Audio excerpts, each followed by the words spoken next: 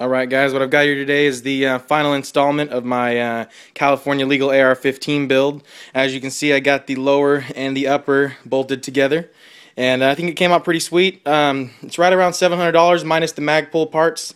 Just a little different styling things here. You can make it kind of how you like it, but the base of it is $700. You were looking at right around $300 for this lower right here, and I went ahead and put it together myself. Fairly simple. I'd recommend anybody doing it. First time building the AR-15, it was really simple. Didn't scuff or mar the receiver at all. Got it fully assembled. We've taken it out and shot it quite a bit, and it hasn't gave me any problems at all. It works like a charm. Comment, rate, subscribe.